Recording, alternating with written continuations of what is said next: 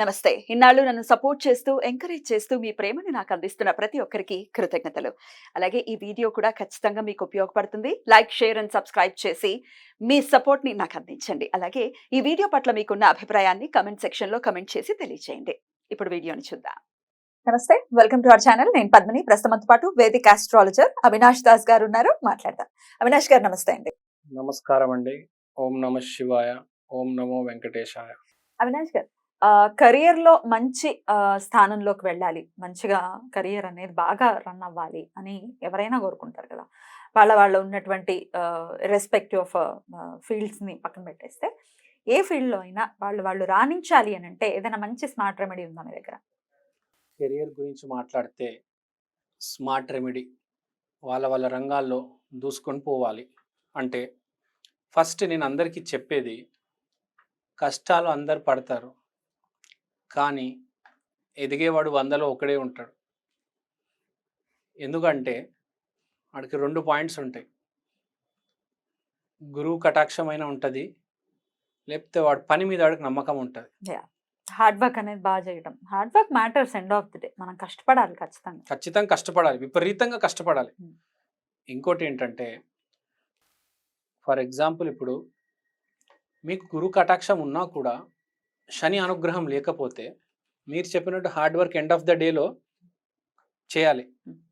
So శని అనుగ్రహం కూడా కావాలి. లేకపోతే ఏమవుతుంది, ఓన్లీ గురు కటాక్షం ఉంటే ఒక స్టేజ్కి వచ్చి ఆగిపోతుంది బండి. శని హెల్ప్ ఉంటేనే మనిషి పగలు రాత్రి కష్టపడగలుగుతాడు.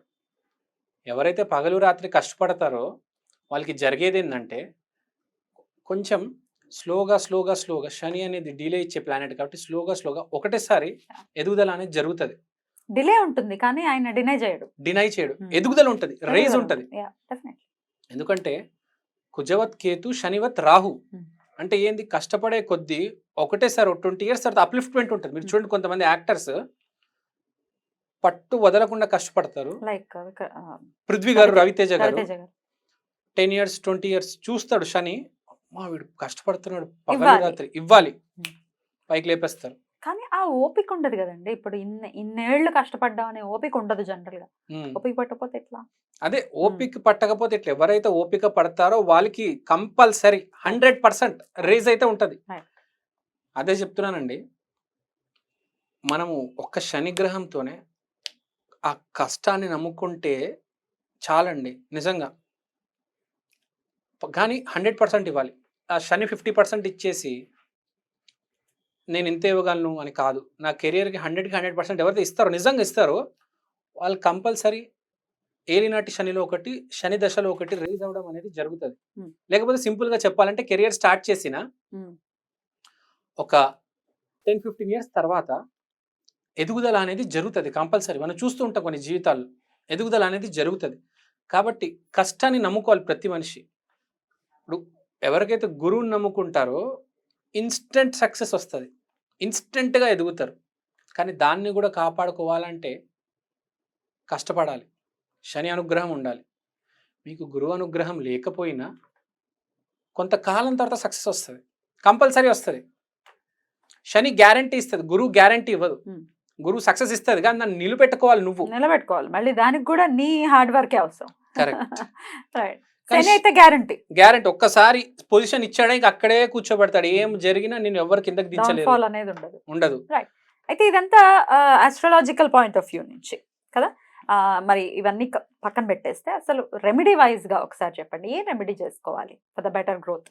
సరే, మనము శని గురించి మాట్లాడుతున్నాం కాబట్టి శనికి సంబంధించిన రెమెడీ చేసుకోవాలి. శని అంటే మన ఫుడ్ ఐటమ్స్ అండ్ గ్రాసరీస్లో నువ్వుల నూనె. సో ఈ రెమెడీకి ఏం చేసుకోవాలంటే, అందరూ ఫస్ట్ ఒక 250 ml నువ్వుల నూనె తీసుకోవాలి. నువ్వుల నూనె తీసుకున్న తర్వాత మన బాడీలో శని అండ్ కెరియర్ని రిప్రజెంట్ చేసేది మోకాలు. సో ప్రతిరోజు మోకాలికి నువ్వుల నూనె రాయాలి. 41 days ఏ పనైనా ఒక జీవితంలో మొదలు పెడితే గుర్తుపెట్టుకోవాలి, 41 days కంపల్సరీ చేయాలి. ఒక మండలం లేకపోతే పని చేయదు. ఫ్రాంక్గా చెప్తున్నా, ఒక పద్ధతి ఉంటుంది. దేనికైనా దేనికైనా ఒక ఆయన ఉంటాడు, తపస్సు చేస్తూ ఉంటాడు, ఒక జన్మ అయిపోతుంది, ఏంటి నాకు దైవ కటాక్షం లేదంటే ఇంకో జన్మలో దేవుడు చెప్తాడు పద్ధతి పాటించలేదు, నీకు ఇష్టం వచ్చినట్టు చేసావని. ఒక పద్ధతి అనేది ఉంటుంది దేనికైనా జీవితంలో. కరెక్ట్. ఒక అమ్మాయితో మాట్లాడాలన్నా, ఒక అబ్బాయితో మాట్లాడాలన్నా పద్ధతి ఉంటుంది, పెద్దవాళ్ళతో మాట్లాడాలన్నా ఒక పద్ధతి ఉంటుంది.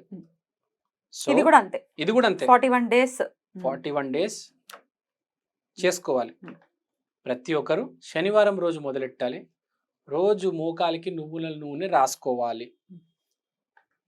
దీనివల్ల కెరియర్ ఇంప్రూవ్మెంట్ అనేది జరుగుతుంది.